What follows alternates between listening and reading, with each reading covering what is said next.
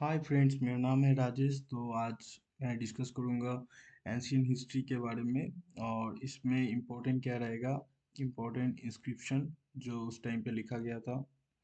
और फिर जानेंगे कि फॉरेन हिस्ट्रियंस सोर्सेस मतलब फॉरेनर जो था, वो इंडिया के बारे में क्या क्या बुक लिखा था और उसमें क्या क्या था, कौन कौन सा बुक था उसके बारे में भी जानेंगे। फिर वेदा क्या है, वेद क्या है और उसका चार जो प्रकार है उसके बारे में भी जानेंगे। तो चलिए वीडियो को अम, शुरू करते हैं। तो पहले क्या है, एंशियंट हिस्ट्री ऑफ इंडिया। इसका इंडिया जो नाम था वो कहाँ से आया? The name India is derive from the river Indus. Indus नाम से इंडिया का नाम आया। उस टाइम पे कौन फर्स्ट राजा था? 518 बीसी, बिफोर क्राइस्ट के टाइम पे दारायुस वन, द पार्शियन एम्पेरर, जो पार्शिया को मॉडर्न डे में ईरान बोला जाता है, तब का टाइम का राजा। इंडिया का मतलब इंडस का बहुत सारा पार्ट कंक्योर किया था, मतलब जीता था। Due to difficulty in pronouncing the initial S, the turn Sindhu into Hindu. मतलब इंडस का नाम सिंधु था और उसके नाम के ऊपर ही सिंधु को एस जो प्रोनाउंस नहीं कर पाते थे उसके ऊपर से नाम हो गया हिंदू। और जो हिस्ट्री है, हिस्ट्री ऑफ एंशियंट हिस्ट्री को, मतलब जो रिसोर्सेस है, मतलब जो एंशियंट हिस्ट्री के बारे में हम लोग जान पाते हैं, तो ये चार सोर्सेस से हम लोग जानने की कोशिश करेंगे। एक है आर्कियोलॉजिकल सोर्सेस, जो फॉरेन हिस्टोरियन सब कहाँ से जो आर्कियोलॉजिकल सोर्सेस था, मतलब इंस्क्रिप्शन के माध्यम से या कॉइन्स, उस टाइम पे जो कॉइन्स था उसके माध्यम से जानने की कोशिश करेंगे। फिर आपका लिटरेरी सोर्सेस, उस टाइम पे क्या क्या बुक लिखा गया था, और उस बुक में इंडिया के बारे में क्या लिखते थे उसके बारे में भी। Account of foreign historian and traveller, उस टाइम पे कौन कौन हिस्टोरियन और ट्रैवलर आया था इंडिया में, जैसे मेगास्थनीज, आइसम, और भी वेरियस जो थे, पिलनी बोल के था। ये सब जो आया था वो क्या क्या बुक लिखे थे इंडिया के ऊपर, वो भी जानेंगे। तो चलिए पहले हम लोग डिस्कस करेंगे आर्कियोलॉजिकल सोर्सेज के ऊपर। द आर्कियोलॉजिकल सोर्सेज को हम लोग दो पार्ट में बांटा है। तो एक है आपका इंस्क्रिप्शंस, एक न्यूमिस्मेटिक एविडेंस। तो इंस्क्रिप्शन क्या है? इंस्क्रिप्शन आपका, the study of inscription is called epigraphy. जो इंस्क्रिप्शन के बारे में जो स्टडी करते हैं उसको एपिग्राफी बोलते हैं। They are the most authentic sources of ancient Indian, मतलब जो एंशियंट हिस्ट्री के बारे में ज़्यादा से ज़्यादा हम लोग जान पाए हैं किसके ऊपर से? इंस्क्रिप्शन के ऊपर से। और इंस्क्रिप्शन सब दीवारों या पत्थरों में लिखा जाता था उस टाइम पे, या मेटल कुछ बॉडी पे ऊपर भी लिखा गया। तो वो सब कौन कौन से लैंग्वेज में ज़्यादातर लिखा गया था? पाली लैंग्वेज में, आपका प्राकृत लैंग्वेज में, संस्कृत लैंग्वेज में, तमिल, तेलुगु, ये पांच छह लैंग्वेज में लिखा गया था। तो पाली आपको बताने की कोशिश करूँ। पाली जो था, ये उस टाइम पे बुद्धिस्ट लोग, मतलब बुद्धिज्म में ज्यादा यूज था। फिर आपका प्राकृत जो था, जैनिज्म में ज्यादा यूज हुआ था। जब लिटरेरी मतलब लिखा गया है लिटरेचर बुद्धिज्म में या जैनिज्म में, जो जो लिखा गया है, ये सब लैंग्वेज ये लोग पर्टिकुलर यूज करते थे। फिर संस्कृत जो था,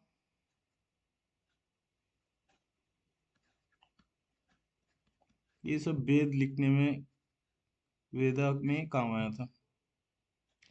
तो कुछ ऑफिशियल इंस्क्रिप्शन उस टाइम पे जो इम्पोर्टेंट है एग्जाम के ऊपर बेस करके, वो जो था वो डिस्कस करेंगे। जैसे देख सकते हैं, हाथी गुम्फा इंस्क्रिप्शन जो था, जो कोलिंगो किंग खारावेला के ऊपर लिखा गया था। ये कलिंगा बोल के मॉडर्न डे उड़ीसा का जो किंग था, खारावेला, उस टाइम पे। तो उस टाइम पे ये हाथी गुम्फा इंस्क्रिप्शन लिखा गया था।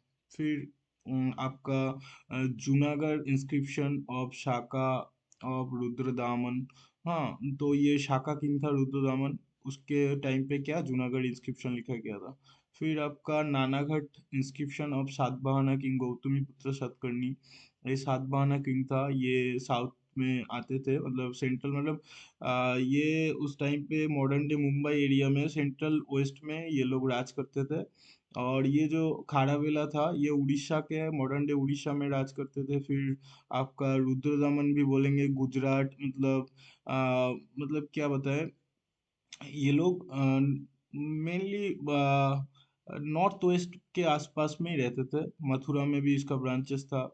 फिर आपका Taxila silver scroll and 75 stone inscription जो कुशन के टाइम पे लिखा गया था। और भी इम्पोर्टेंट अगर बात करेंगे इंस्क्रिप्शन के बारे में, जैसे आपका इलाहाबाद प्रशस्ति समुद्रगुप्त के टाइम पे, ये गुप्ता एम्पायर का बहुत ही इम्पोर्टेंट राजा था इस टाइम पे। ये बहुत आपका क्या बताए इस टाइम पे, ये इसका इम्पोर्टेंट क्या था, ये खुद बहुत, मतलब ये एक आर्टिस्ट टाइप का आदमी था। और मतलब इस टाइम पे बहुत सारा आपका मतलब कॉइन्स वगैरह भी निकाला था।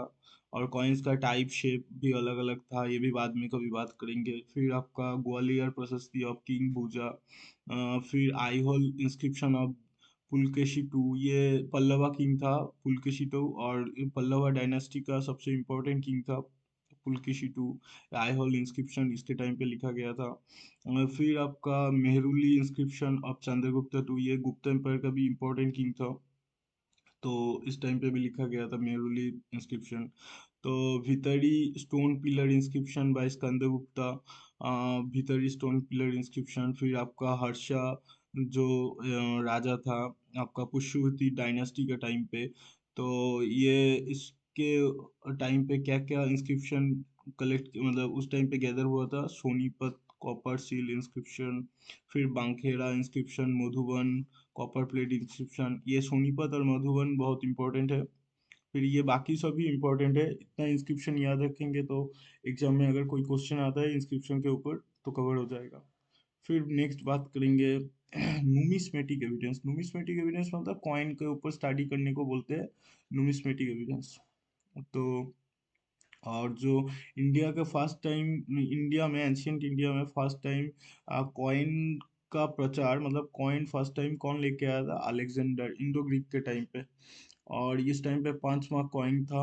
हम्म और कुछ हिस्ट्री ऑफ इंडिया, जो सब रूइन जो सिटी था जो धस गया है, जो सब पुराना सब, पहले जो पुराना जो क्या कैपिटल हुआ तो करता था इंडिया का, जैसे मौर्य के टाइम पे बिहार, राजगीर, ये सब इम्पोर्टेंट जगह था। बुद्धिस्ट टाइम पे नालंदा जो यूनिवर्सिटी बना था उस टाइम पे, ये सबसे भी मतलब एंशियंट हिस्ट्री के बारे में कलेक्ट किया गया था हिस्ट्री, मतलब इस सब से कैसा था इंडिया। ऐसे देख सकते हैं कि मध्य प्रदेश में क्या क्या जगह आता है, विदिशा, उज्जैन, राजस्थान में संभार, गुजरात पठान, आंध्र प्रदेश में अमरावती, नागार्जुन कोंडा, ये सब है। और एक क्या था, ये जो एंशियंट हिस्ट्री के टाइम पे एक फेज था 1500 से लेके 1600 बीसी का, इसको डार्क पीरियड बोला जाता है, क्योंकि उस टाइम के बीच में इंडिया का बारे में उतना कुछ, मतलब इंस्क्रिप्शन बोलिए या कुछ मतलब सोर्सेस उस टाइम पे नहीं मिला था। इसीलिए इसको डार्क पीरियड भी बोला जाता है, ये भी कभी कभी आ जाता है क्वेश्चन में। हम्म, आपका एग्जाम में क्या क्या क्वेश्चन आएगा उसके ऊपर ही मैं डिस्कस करूंगा ज़्यादा। ज़्यादा फिजूल की बातें खर्चा करके कोई फायदा नहीं है। फिर हम लोग बात करेंगे कि वेदा। वेदा क्या है, the term Veda is derive from the root word, मतलब वेदा मतलब मीनिंग टू नो। और ये huge collection of hymns, prayers, charms, sacrificial formula, इस सब के ऊपर बनाया हुआ है। और इसको चारों पार्ट में बांटा गया है। और 4 पार्ट में देख सकते हैं, ऋग वेदा एक हो गया सबसे पुराना जो ओल्डेस्ट बोलते हैं। फिर सामवेदा, फिर यजुर्वेदा, फिर अथर्ववेदा। तो ऋग वेदा क्या था उसके लिए भी डिस्कस करेंगे।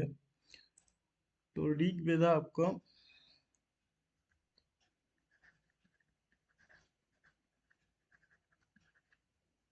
फर्स्ट पॉइंट क्या है, ओल्डेस्ट वेदा। मतलब ये जो 4 वेदा है इसमें से सबसे ओल्डेस्ट है आपका ऋग वेदा। फिर नेक्स्ट है आपका इसके अंदर क्या था, टोटल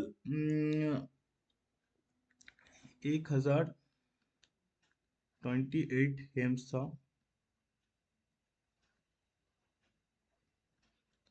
था। और इसमें और इसको मतलब 10 मंडला में डिवाइड किया गया था, मतलब 10 पार्ट में डिवाइड किया गया था। Divided into 10 parts. 10 पार्ट्स मतलब 10 पार्ट्स में क्या है, 10 मंडला मतलब आपका उसमें जो सबसे पुराना पार्ट जो जिसको बोलते हैं, मतलब सेकेंड टू सेवेंथ पार्ट को, मतलब 2 से लेके 5 तक जो पार्ट है, सेकेंड टू सेवेंथ पार्ट को सबसे ओल्डेस्ट बोला जाता है, ओल्डेस्ट पार्ट ऑफ वेदा। फिर और इसको फैमिली बुक भी बोला जाता है। और आपका ये किसने बनाया था, मतलब अ,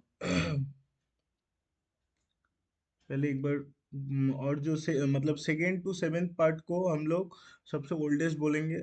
और जो थर्ड जो पार्ट था,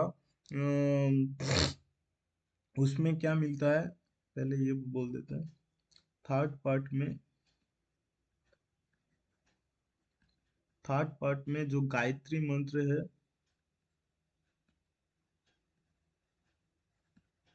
उसके बारे में हम लोगों को जानकारी, मतलब गायत्री मंत्र जो है ये थर्ड पार्ट से लिया गया है ऋग्वेदा का।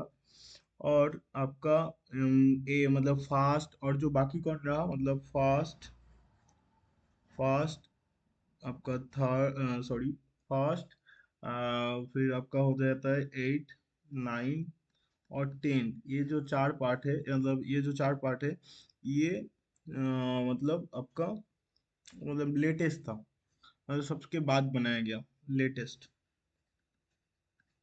तो क्या हुआ, मतलब जो 10 जो पार्ट है, 10 पार्ट के ऊपर सबसे, जो 10 पार्ट है सबसे ओल्डेस्ट किसको बोला जाता है, सेकेंड टू सेवन। और थर्ड पार्ट में क्या मिलता है, थर्ड पार्ट में गायत्री मंत्र।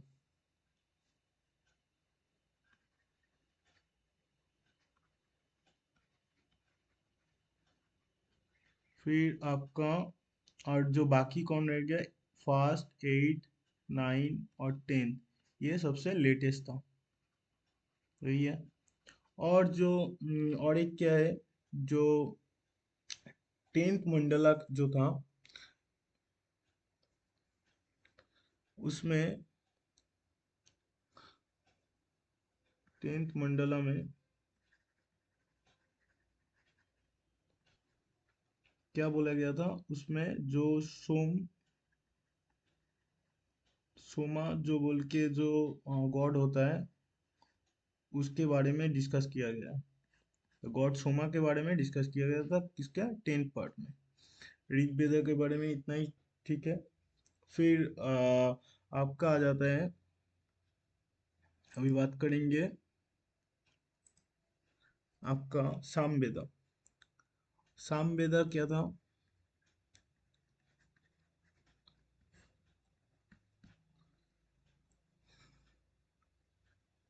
It is a collection of हेम्स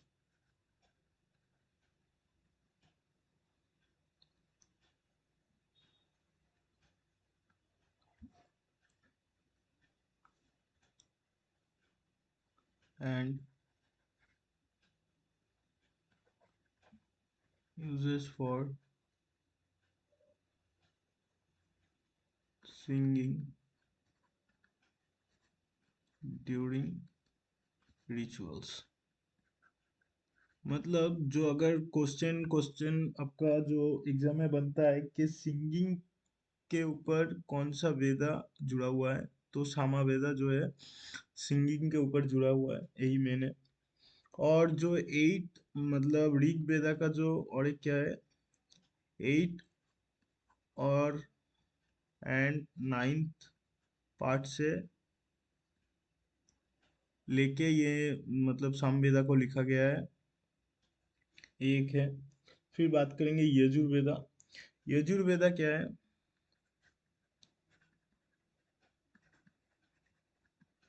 Yajurveda आपका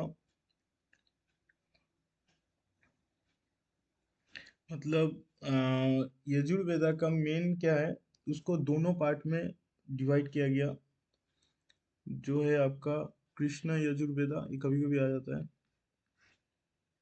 कृष्ण कृष्ण यजुर्वेदा। नेक्स्ट है आपका शुक्ला।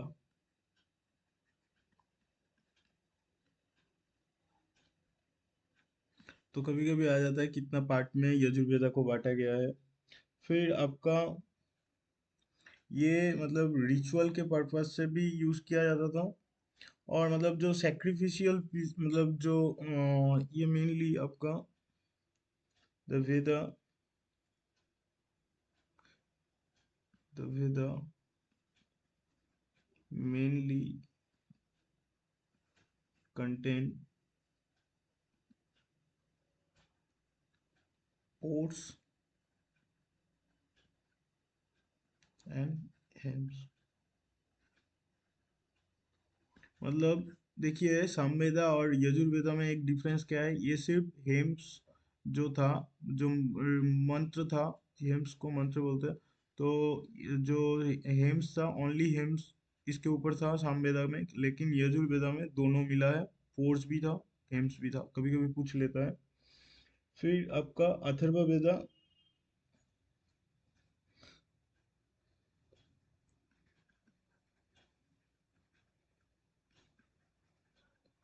अथर्ववेदा में क्या था, ये मैजिकल फॉर्मूला जो था इसके ऊपर बेस करके लिखा गया है,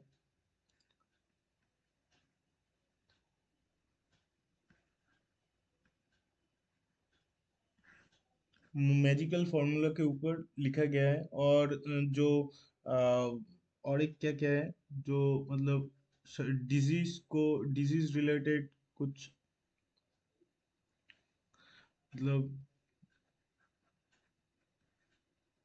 डिजीज के रिलेटेड भी कुछ लिखा गया है। फिर मैजिकल फॉर्मूला और डिजीज के ऊपर ही लिखा गया है क्या, अथर्ववेदा। ये चार वेदा हो गया आपका। फिर बात करेंगे आपका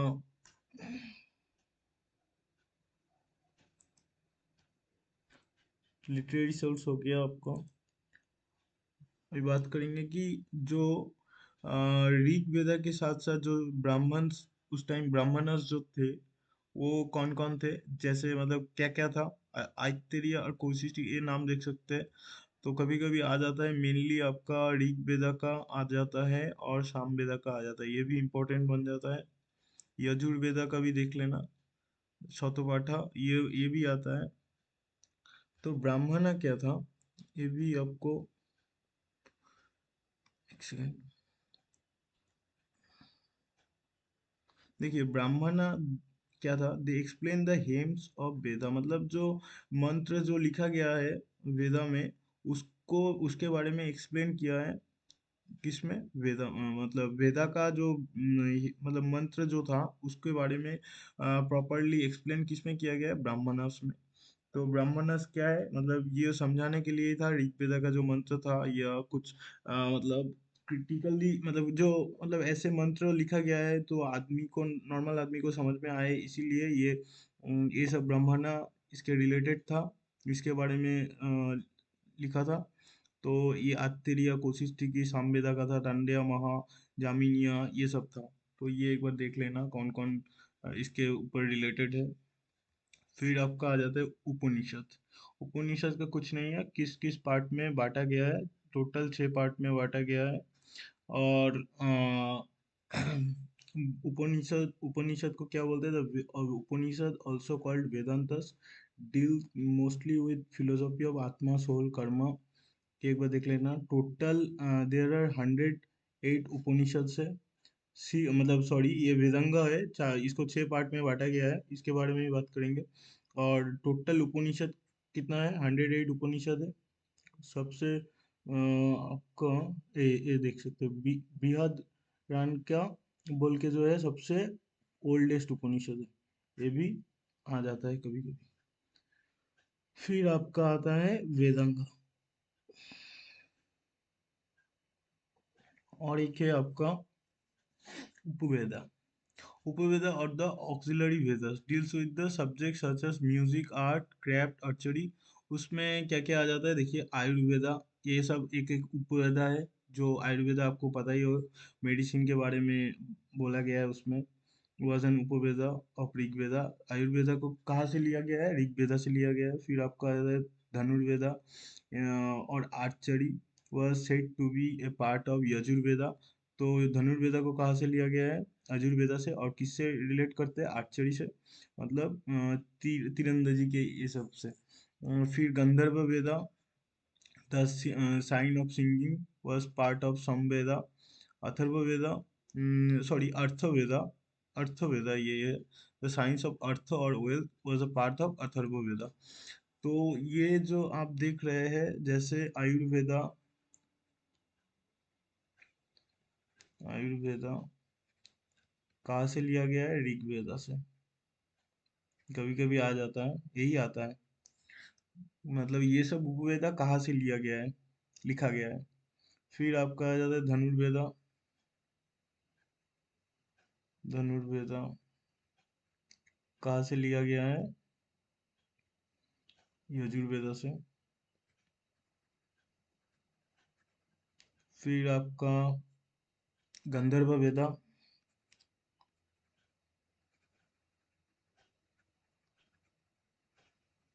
कहाँ से लिया गया है? समवेदा से। फिर आपका अर्थवेदा, अर्थ के बारे में, मतलब अर्थ मतलब वेल्थ, पैसा या जमीन जायदाद, इसके बारे में अर्थवेदा। इसको कहाँ से लिया गया है? अथर्ववेदा से। अथर्ववेदा। तो ये इम्पोर्टेंट है, ये आता ही आता है कभी कभी, तो ये देख लेना। और ये दर्शन जो था और एक है आपका एपिक के बारे में, जो एपिक लिखा गया था उस टाइम पे। रामायणा एंड महाभारत जो एपिक था, जो रामायणा लिखा था आपका 5th सेंचुरी BC के टाइम पे, मतलब 5th सेंचुरी से लेके 3rd सेंचुरी में लिखा गया था। 1st सेंचुरी AD के बीच में लिखा गया था, किसके द्वारा? वाल्मीकि के द्वारा। और ये महाभारत जो था, ये भी इस टाइम पे लिखा गया था। तो ये किसके द्वारा? व्यास के द्वारा। और भागवत भगवत गीता जो है, कहाँ से लिया गया था? भीष्म पर्वन ऑफ महाभारत से। महाभारत का भीष्म पर्वन से लिया गया था क्या? भगवत गीता। और जो दर्शन देख सकते हैं, नया दर्शन, वैशेषिक दर्शन, आपका संख्या दर्शन, योग दर्शन कभी कभी आ जाता है। किसके साथ कौन फाउंडर है? योग दर्शन पतंजलि, सबको पता ही होगा। पूर्व मीमांसा जामिनी, उत्तर मीमांसा, क्योंकि पूर्व और उत्तर में ही कंफ्यूज हो जाता है आदमी, तो पूर्व और उत्तर में ही आता है जामिनी और भद्रयान। ये क्वेश्चन कभी कभी आ जाता है। फिर बुद्धिस्ट लिटरेचर, जैसे अब मतलब ये भी लिटरेरी सोर्स का ही पार्ट है, बाद में डिस्कस करेंगे। तो जो बताया मैंने, फॉरेन ट्रेवलर कौन कौन आया था उस टाइम पे, जैसे मेगास्थेनिस, ये कौन बुक लिखा था? इंडिका बुक लिखा था। और इसके ऊपर से मौर्यन एम्पायर के बारे में जान सकते हैं। पिलनी नेचुरल हिस्ट्री लिखा था, information of Mauryan administration and socio economic life of India. फिर पोर्टलोमी जो जियोग्राफिस्ट थी, वो treatise on natural vegetation of India and written in 2nd century AD। मतलब उस टाइम पे इंडिया में क्या उगाया जाता था, इसके बारे में जियोग्राफी के बुक पे लिखा गया था पोर्टलोमी ने। फिर आपका फाहियन किसके टाइम पे आया था? फाइयन कौन सा बुक लिखा था? फोक्यो की meaning record of Buddhist countries. हाँ, मतलब হচ্ছে गुप्त एम्पायर के टाइम पे आया था, शायद चंद्रगुप्त के टाइम पे ही आया था। फिर आपका ह्यूएन सांग कौन सा बुक लिखा था? CUK, meaning Buddha's record on Western world, the socio-economic, religious and condition of India in the 5th to 7th century AD. फिर आइसंग, a record of Buddhist religion as practice of India and Marley। तो ये कौन कौन किसके time पे आया था ये भी कभी आ जाता है। सी गुप्ते के टाइम पे आइसंग आया था। और जो ये अब देख रहे हैं ह्यूएन सांग, आइसंग, ये सब एक टाइम पे नालंदा यूनिवर्सिटी में भी पढ़ता था। तो उस टाइम पे नालंदा यूनिवर्सिटी भी बहुत इम्पोर्टेंट था। और कुछ ऑथर के बारे में अगर डिस्कस करेंगे देख सकते हैं, Alexander Hamilton was the first French person who taught Sanskrit in Europe. फिर Friedrich Max Muller edited the translation of Rigveda. तो ट्रांसलेट कौन किया था ऋग्वेदा का? फ्रेडरिक मैक्स मूलर था। James Prinsep interpreted the early Brahmi script. हाँ, जो इंडस वैली सिविलाइजेशन के टाइम पे मतलब जो ब्राह्मी स्क्रिप्ट पे लिखा गया था उसको कौन पहले कर पाया? तो जेम्स प्रिंसेप बोल के एक आर्कियोलॉजिस्ट था, वो किया। फिर एम्पेरर अशोक का एडिक्ट्स कुड रीड, मतलब अशोक का भी एडिक्ट को जेम्स पीसेस, हाँ वही किया था। सॉरी, एम्पेरर अशोक के टाइम पे ये किया था, ब्राह्मी स्क्रिप्ट रीड किया था। फिर William Jones translated Kalidas Abhijnana Shakuntalam into English in 1789. He also set up Asiatic Society in Bengal 1784 to understand the ancient history and law of custom better। इसी से हम लोग मतलब एंशियंट हिस्ट्री के बारे में जान सकते थे। तो कुछ फॉरेन ऑथर एंड ट्रैवलर के बारे में बताया।